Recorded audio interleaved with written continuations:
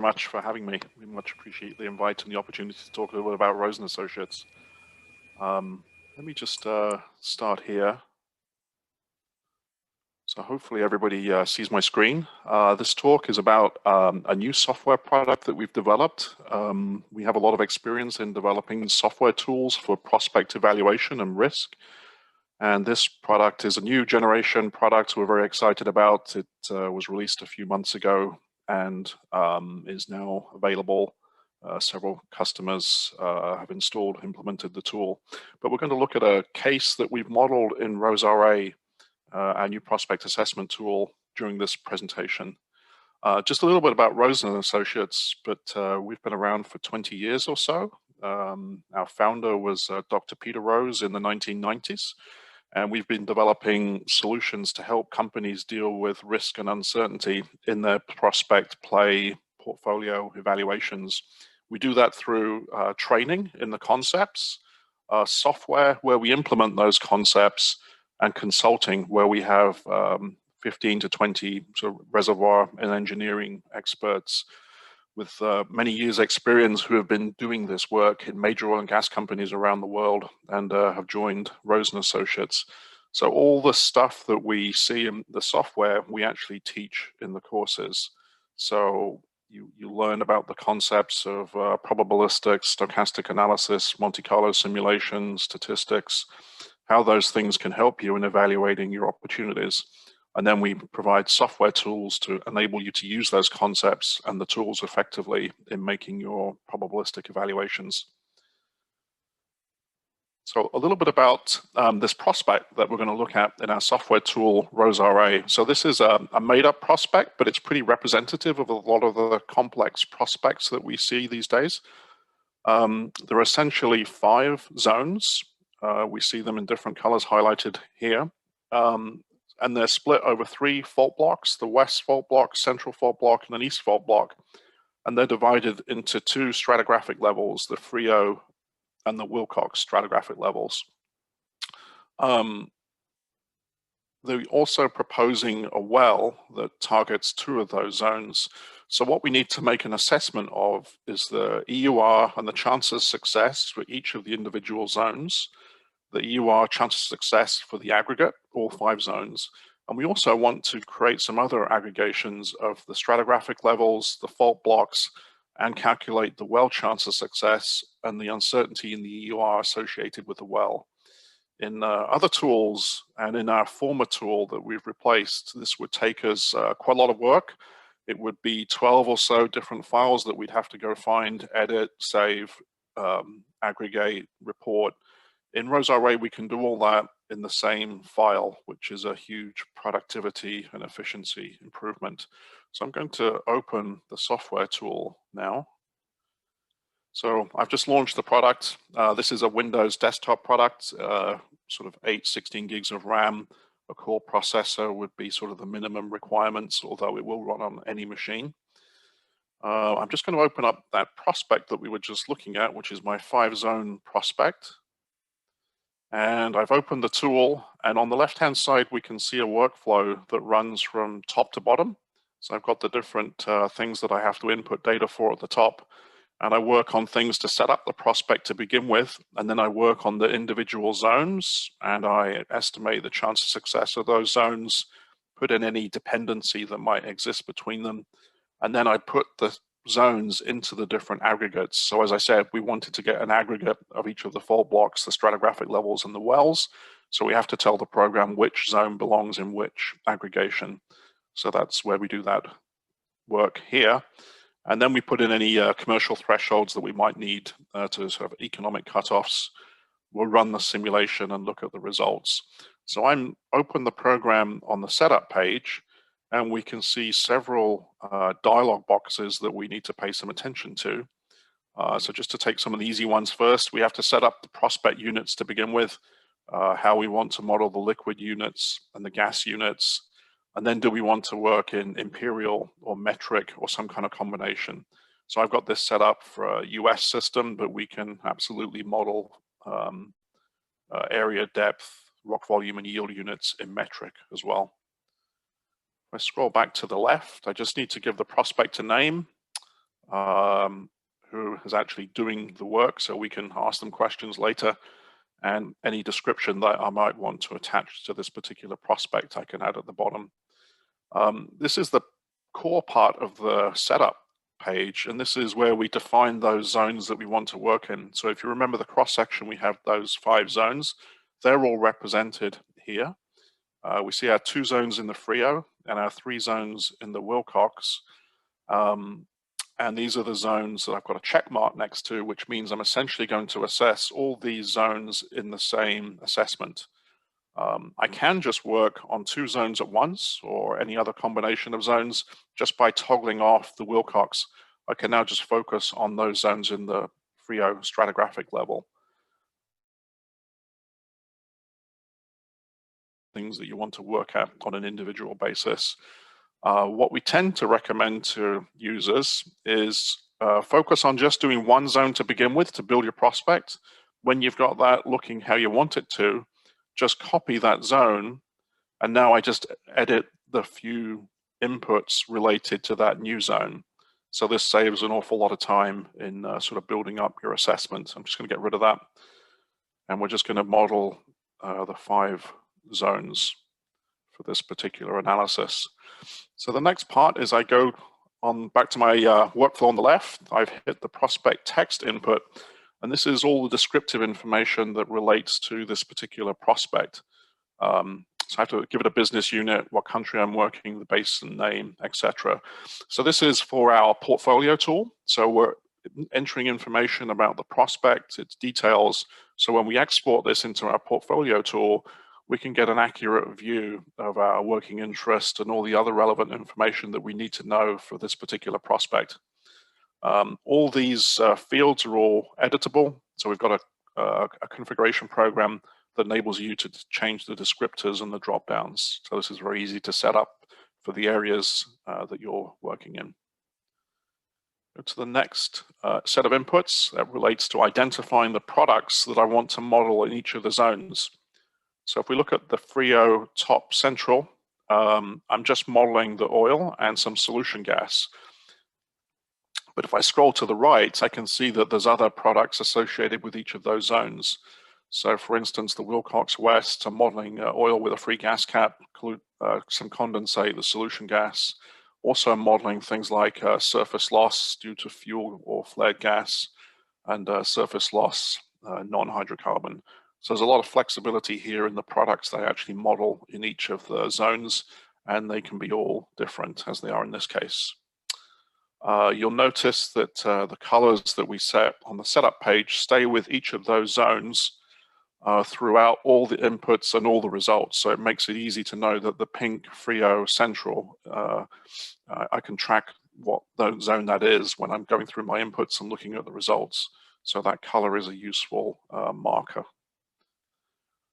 I also have text inputs that I can capture for each of the individual zones. So the zone name, what zone number it might be. Is this a pre-drill or post-drill assessment? What is my predicted uncertainty type? And this is all user definable. So if we're in a frontier area, we might have very little data, maybe just 2D, and we want to assign that this is probably going to have a high degree of uncertainty, 10 to 20 P10, P90 ratio, so that when we actually look at the results, we should see that wide range of uncertainty reflected in the outputs. So this is very much a quality control process. You can set up your analysis to reflect the type of assessment you're doing, whether it's pre-drill, post-drill, appraisal, or if it's a development well. You know you're going to encounter resources, but you have some uncertainty to how much resources. So this tool is very flexible, enabling you to model different situations. We then go down to the rock volume page. So this is all the methods that we allow for modeling the rock volumes associated with each of these zones. If I just scroll out quickly, so I've just zoomed to 50%, and you won't be able to read this, but you can see that I've got all 5 zones on the same panel.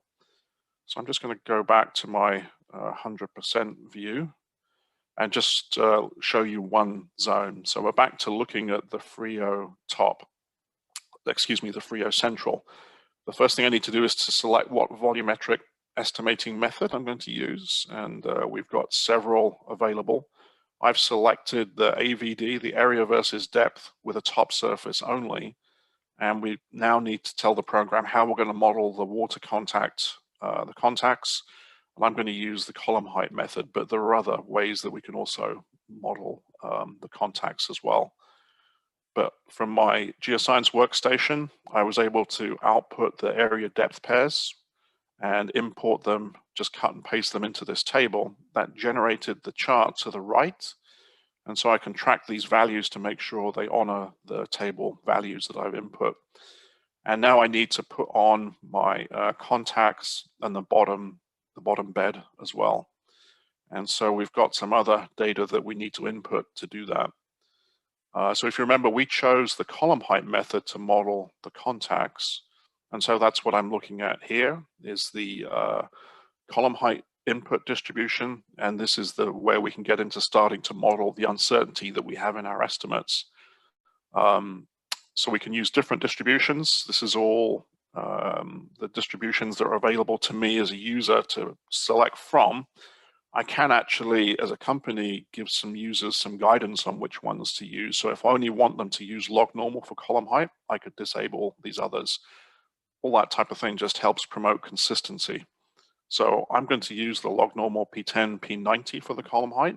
And now I need to input the distribution data associated with the column height. So if I go to the P90, you can see that this is a value that I can edit. So anything with a green background is editable. Anything with a white background is something that ROSE-RA calculates. So if I say I'm not very happy with my P90 estimate of 200 feet, I don't want to make it 230 feet, I can input that data, and it now recalculates the input distribution. To the left here, we see the current value. And what the current value is showing you is the current mean. So that's the mean of the input distribution. So you can see it change. If I change it to 240, you'll see that update to 584. We can also set the maximum and the minimum of the distributions to be the P1, and same with the P99. It's given me a warning here because I've said if I set the P1 of the column height to be, if I set the maximum of the column height to be the P1, it's calculated that to be 2131, but it's told me up here that the maximum column height based upon the data that I imported is only 1133. So it's telling me I've got to make that 1133 to honor the data that I've imported. So I'm going to change that back. And now the program's happy again. I can now view that input distribution in different ways. And you can see this interesting spike here. So spiked at the P10, and what that's telling us is this 1133 is set at the 10th percentile. So what we're saying is that 10% of the time we'll fill to spill. We sort of reach the base of the structure and we're going to fill that to spill. We can actually say, well, let's say I've got a much bigger column height potentially. So let's say I've got a 1500 foot column height. And now it's letting me go over the maximum column height because I've still retained the maximum, but I'm saying it could be up to 1500 feet. So now when I look at the input distribution, I can see that the data is spiked at the 20th percentile. So it's a useful way to model uncertainty that you might have in the column height. If I've actually drilled this well and I know what the column height is, I could actually just change this to be a deterministic value and just say, let's just make this 700 feet. Since I drilled the well, I know what it is. And that lock button means that it will sample from this value and ignore the distribution to the right. If I uncheck it, then it's a probabilistic input. You'll see to the right of the column height, it's got a backwards, forwards green arrow. And that's telling me that there's a correlation that's been enabled. And I can see the other correlation input parameter that it's correlated with is the net to gross ratio. And so I can actually see what's been set there. So you'll see that what we've said is when I'm sampling, a large column height, I'm also sampling a better net to gross ratio. I can also set things to be a negative correlation as well. And because we put that spike in there, it's honoring that in the correlation data as well. So I'm just going to put it back to being somewhat positive. So basically that's the process, is working your way through each of the different input distributions, adding the data and setting correlations as you see fit. There is the opportunity to add another correlation here, so I may as well put that on. So I want to say that there's actually a negative correlation between net to gross and gross thickness. So as I encounter better net, I actually have smaller thicknesses. So I'll hit that as well. So now I've got both correlations set. And so what we did is we've put in the data related to the rock volume for this particular zone. And since I've entered in new data, I need to rerun the mini simulation that's just going to calculate the new net rock volumes. And we can see what those are reported in the table to the top. And if I just toggle off and just leave on the net rock volume, we can see that in the log probability chart below. I can put my mouse cursor on there and see what the range of values are associated with that on a log probit chart. Can put on other data onto these charts. So if I want to look at my productive area, take off the net rock volume, and I don't want to look at that on a logarithmic scale. I want to look at it on a linear scale. I can now scroll back down and see the productive area associated with that, and we can see that spiking occur here as well. We also have tornado charts, so you can see what's driving the uncertainty in the estimate of the net rock volume. And if I click on each of these input parameters, it reports the P10, P90 ratio. And we can see that, unsurprisingly, the productive area is driving really the uncertainty, the largest uncertainty in the net rock volume. Gross rock volume, of course, is just a product of some of these others. So it's really the area that we're looking at here. And then the net pay. Similarly, have a rock volume histogram, so it's just a different way to display any of the data that we might want to look at. We're looking at the productive area, but we could put on the net rock volume again and take a look at that.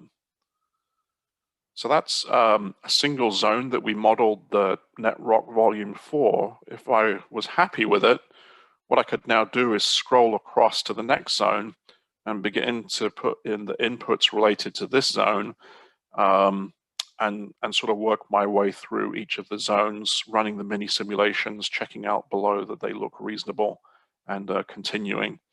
The area net pay method is still one of the industry's favorites, so a lot of people do use this, and this has all been implemented here with a new facility for calculating what the output geometric correction factor is. So that actually is a fallout of the inputs as opposed to an input. So there's just a different way to model that. But you can see there's lots of different estimating methods supported. So I'm happy with all my rock volumes. Next, I need to go to my oil and gas yields.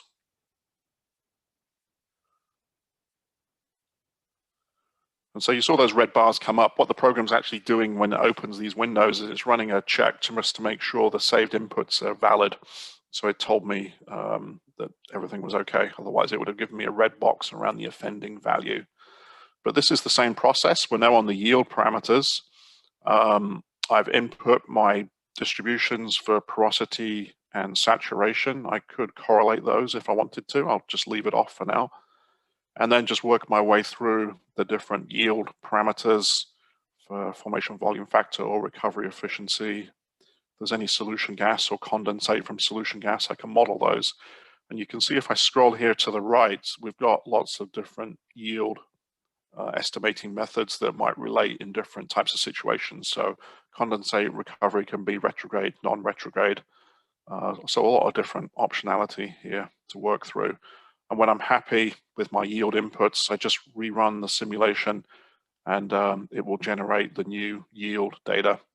And this is the units that I selected, the Merrill's per acre foot. So we've basically now built our rock volumes and our yields for each of the zones. The next part is to put in the chance of success. We've already done that for each of these zones, so we're just kind of reviewing what we've done. So this is all user-defined. This is all customizable. So in our particular default recommended Rosen Associates chance matrix, we've got a 5-component model with containment, closure, reservoir, timing migration, and source. And then we have the following subcomponents. And this uses sort of the industry standard method of taking the smallest subcomponent and then multiplying the component values together to give the overall chance of success for the zone, which is 33%, 35%, etc. So that's how we input the chance of success for each of the individual zones. But what I might want to model is some dependency between those zones. So if I'm in a setting where I don't know anything, we tend to recommend that you select the fully independent option. So what we're saying, if it's fully independent, is the outcome of drilling a particular zone doesn't have any bearing on the likelihood of chance or failure of drilling an adjacent zone. So that's sort of the fully independent model. What we would actually like to do is to model that there is some dependency between the prospects. So the outcome of drilling one zone does have a bearing for some of the components on drilling another zone. So if we just put all these sliders to the left, it means that it's fully independent. So the outcome of one has no effect on the other, but you'll see that we do have some concern about the source presence. So that's reflected on the top line. And if we now model that there is dependency for source, so if source is present for one, it's going to be present for others, I can just move that slider across. And as I do that, you can see the implied chance of success for each of those zones is recalculated. And so when the Frio top succeeds, it has a significant impact on the chance of success for the other zones in this particular prospect. So if I move it back, you can see how much it's boosted. So this particular prospect in the Frio is going from a 35% chance of success. If this first zone works, then the other zone in the Frio goes up to 63. So by sort of drilling that first zone, we're de-risking the others based upon the outcome. Similarly, if it fails, then it's making it more likely to fail. I can actually set partial dependence. So if I'm saying that I resolve timing of migration for one of these zones, then it has somewhat of a boost to the others. So we could set it to partial, we could set it to full, or anything in between. So I'm just going to randomly play with these just to make the results look a bit more interesting. The next part is to put the zones into the different stratigraphic levels. So you remember on the schematic, we saw that some zones belong in the Frio and some are in the Wilcox. So we define our stratigraphic levels here, and we've already defined the Frio and the Wilcox. And then it's saying, these are the zones you have in the prospect. Which zone, which stratigraphic level do you want to put each of the zones into? So I've selected the Frio here, and that's put them into this card on the right-hand side, where we can see those two zones, and then the other three are in the Wilcox. If I think I've assessed this incorrectly, and this Wilcox West is actually not in the Wilcox, but it's in the Frio, I can toggle it off and put it into the Frio, and then now it appears here. I'm going to put it back to where it belongs. And then you can actually put in some text data that relates to the stratigraphic levels. So you record epoch, age, lithology, any other information you want to capture. All this is customizable. If I don't want to create these optional aggregate outputs, I can just toggle them off. And now we haven't got rid of those relationships. We're just choosing not to calculate the aggregation of them. I'm going to switch them back on, excuse me. Next is my prospect segments. And what we call prospect segments is really fault blocks. So we put the central fault block zones together and the east fault block together. I just toggle those back on. And this works exactly the same process. And now I've put my zones into the respective stratigraphic levels and fault blocks. And I can also do this at the well level too. So we've actually proposed two wells. It's this first well is targeting the Frio Central and the Wilcox West. So when I switch that on, I can see the information that relates to that particular well. And this is all up to you. This is the data that you can capture that describes that well. So when you're in your portfolio tool, you know what the well costs are and the basic information, and the system is going to calculate what the chance of success of that well is and what the resources are associated with it. So your portfolio tool is fully informed. So let's just turn on both of those wells. And now we've basically gone through all the inputs and we're ready to run the model. So I just hit the die at the top. I'll run 1,000 simulations. We can turn off or turn on the correlations, and this is a nice feature, just allows us to see what's the impact of correlations. So we look at the results with them on, look at them off, and you can see what impact it has. So I've left them on. Now I go to inspect the results. So we run 1,000 trials. We've drilled out each of the 5 zones 1,000 times, and now we're going to look at those individual results. So this is the summary chart dashboard. These charts are editable. So if I click the pencil icon at the top, I can see each of the 5 zones and the aggregate in black. Maybe I just want to look at the Frio, so I can just toggle off these zones in the Wilcox and the aggregate, and now I can compare my 2 Frio zones. We can see that the Frio top is sort of dominating the prospect size. There's more uncertainty about the Frio top. We can see it's a shallower line, and this is a somewhat steeper. So there's some insights that we can gather already about what's going on in the model. We can also look at things like net rock volume as well, and any of the input data or output data. It's best just to look at one variable at a time, otherwise it gets a little bit confusing what you're looking at. So I'll just turn off the resources and look at the volumes. And again, I can put my mouse cursor on here and read off the volumes. When I'm happy with the way these charts look, I just hit commit, and now that's my dashboard view. There's got quite a lot of other charts, so this is just a histogram chart. But again, we can just see this data in any way that we want and select the data that we want displayed. We'll go through all these charts. So reverse cumulative chart. So this is giving you the probability of attaining a certain resource level. So as we click on these, it tells you what's the probability of achieving the P50 resource aggregate as 27%. And we can also look at some other charts. This is called the stacked cumulative bar chart. So remember, each color is a zone. And we can see here that the red zone is contributing significantly to when we have larger resources. So if the Frio Central doesn't work, we're in trouble, because then we're on this part of the curve. If the Frio Central comes in, then things are looking a lot better. So that's what we call a stacked bar cumulative chart. And we also have something called, we have the XY scatter chart. And here I can plot any variable against any variable. So maybe I want to look at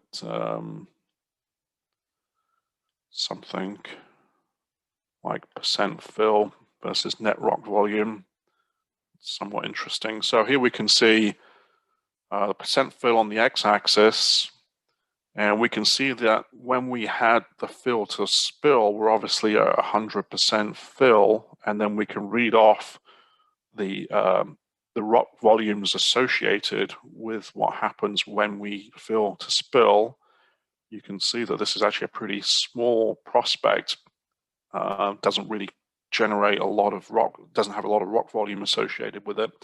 This blue zone over here, we didn't calculate a percent fill for, because we used a different estimating method. So that's why it shows up as 0. But there's a lot of insights you can get on plotting both the input data and the result data about your prospect and what's actually going on in the model. So we have some other data to look at too. This is a tabular input-output table summary. So all the input distributions and all the result distributions are available in this table. And this is where we can actually start getting into looking at what happens on a well level, for instance. So if I look at well 1, it's now calculated what the chance of success is for that particular well. It's a 45% chance of success. And I forgot to show it to you, excuse me, but we did actually put in a commercial threshold as well. So that's saying we may have a geologic discovery, but unless that discovery was greater than the commercial threshold that we put in, it would be a commercial failure. So we can calculate what the commercial success is and what the actual geologic success is. So we can see that there is occasions where we have a commercial failure, but a geologic success for well number 1. So that's something we might want to be concerned about. There is a lot of data associated with looking at these tables. So we can look at the in-place resources, the recoverables, the total recoverables. If you put your mouse cursor over any of these lines, it tells you what the formula was used to calculate that result distribution. And if I scroll down, I can see the commercial, the geologic resources. If I look at a zone, maybe I want to look at that important zone top, Frio Central. So this was the larger zone that was dominating the resources. We can just take a look at that zone on its own and see the chance of success and the resources associated with it. When you're actually at the zone level, then you can also look at the input distributions again as well. So that data in blue was something that I input. The data in black is something that the system calculated. So again, we can look at the stratigraphic levels too. So maybe I just want to look at the Wilcox and the resources associated with the Wilcox. This is sort of used quite a bit when companies are unsure whether or not they should complete a certain interval. This is sort of giving you the economics or the resources associated with that particular stratigraphic level to help with those types of decisions. Also, I have some tornado charts. We have a lot of tornado charts. So for each of the zones, it's calculating a tornado chart for the overall geologic EUR, the oil in place, and then those other charts that we saw on the input pages for net rock volume and yields. All these charts, you can just right-click, copy to the clipboard, and put it in our presentation. We have a geologic decision tree. So if we look at the Frio top only, you see that 33% chance of geologic success. The remaining could be geologic failures. We see the range of the P10, P90 associated with geologic success. We can also include the commercial cutoff and how often that happens. So that's the prospect aggregate. If we look at the commercial chance success, commercial failure, geologic failure, we can also get into a little bit more detail there. And finally, there is the trial data table. And this is all 1,000 trials, all the inputs and all the results for every parameter. And we've also filtered that data as well. So you can look at the total prospect aggregate, or you can look at the zones on their own, or you can look at the stratigraphic levels as well. So here we're just looking at the Frio top only. Because this is the most important zone, maybe I want to scrutinize this a little bit more. I want to find where the P50 falls. So we can see the trial data, 1 through, it's 1,000 trials. But what I want to do is just to filter that data around the P50. So if I go to the top here, I say I want to filter around the P50, a 4 percentile render around the P50. So the P42, P48 is telling me up here there's 41 trials that fit that filter. And now I can sort on that filter just by clicking the columns. It's resorting the data. And now I can just scroll through and look, for what the range is around the P50.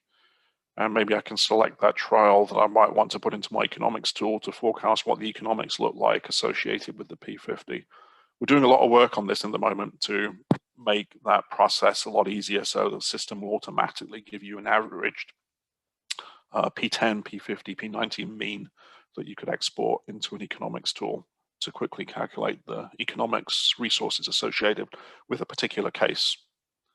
All these tables and charts are all exportable to Excel, and they do a really nice job of filtering the data as well. So if I go to the input-output table, I think we're just about finished here, but if I go to the input-output table, export all to Excel, what it will do is take the summary level data and create separate tabs for each of the zones. You can see here along the bottom, and the aggregate, and I can also hopefully see the entities as well. So I can see what's the resources summary of the West Fault block. And then obviously I can use Spotfire and Power BI and other tools to investigate this data further. But that sort of concludes what I plan to show. Be happy to take any questions.